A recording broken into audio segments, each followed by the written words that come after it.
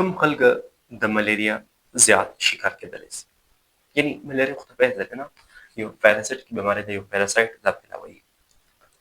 نو هغه کم خلک دي چې هغه په های ریسک ګروپس کې دي. مطلب دا دی د دوی لپاره ډېر خطرات وي، یعنی د ملیریا انفیکټ کېدو سره. راځي په دې کې ګوره تر ټولو اوله هغه کوچنیان کوم چې ینګ چلډرنز دي، یعنی انډر 5 ایئرز، مطلب د 50 کلو څخه کوچني هلکان چې کوم دي هغه د ملیریا زیات شکار کېږي. صحیح په وجه د دې چې د هغو ایمیون سیسټم کمزوری، یعنی ایمیون سیسټم چې کوم ده هغه زیات نه ای سټرونګ. په دې کته چې وګورئ ایمیون سیسټم ستا د جسم هغه سیسټم دی چې کله تا جسم ته یو وایرس دننه کېږي، یو مایکرو ارګانیزم یا یو پیراسایټ، بیکټریا، وایرس وي یا فنجای وي نه، نو هغه کله تا جسم ته چې کله دننه کېږي نه نو هغه قوت مدافع چې موږ ورته وایو ایمیون سیسټم هغه څه کوي، د یو شیلډ مطلب یو د ډال غوندې کار کوي، دا وایرس جسم ته دننه فرېږدي نه. صحیح. نو کوم هغه کوچنیان چې هغه ینګ چلډرنز دي د هغه عمر چې کوم ده د 50 کلو څخه کښته ده، هغه کوچنیان زیات د ملیریا شکار کېږي. ولې؟ په هغو کې د ایمیون سیسټم کمزوري، بس سمپل الفاظو کې. صحیح.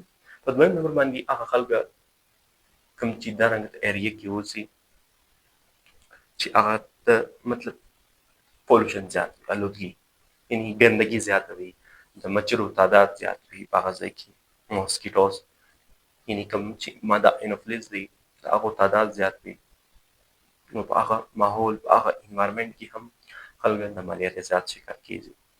پسې راسه اکثر خلک چې کله د جون جولای میاشتې راسي، مطلب د ګرمۍ چې کوم تیزې میاشتې دي، صحیح دي، کومو کې چې ګرمي ډېره زیاته وي، نو په هغه موسم کې خلک د ملیریا زیات شکار کېږي په وجه د دې چې په هغه دوران کې مچر زیات وي. صحیح.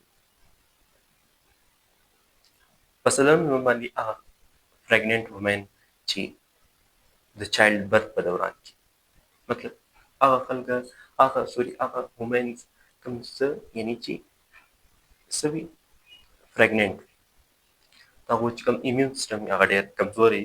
صحیح دی. نو هغه وومن هم مطلب د ملیریا زیات شکار کېږي. پسې راسه هغه خلک کوم چې های ریسک ګروپس کې دي، مطلب د دوی ایج اوور ایج وي، د دوی ایمیون سیسټم ډېر کمزوری وي، نو هغه وجه یعنی هغه خلک څه یعنی د ملیریا زیات شکار کېږي. پسې راسه په شپږم نمبر باندې که ته چېرې وګورې نو که ته چېرې ډایټ کې دا چینجینګ ډېر راوستی، ته داسې ډایټ خورې، خوب په ټایم نه کوې، کوم چې دا لایف سټایل چینج دی نه، یعنی اوبه مطلب ډیلي اوبه چې کومه ده هغه ریکوایرمنټس ته نه پوره کوې.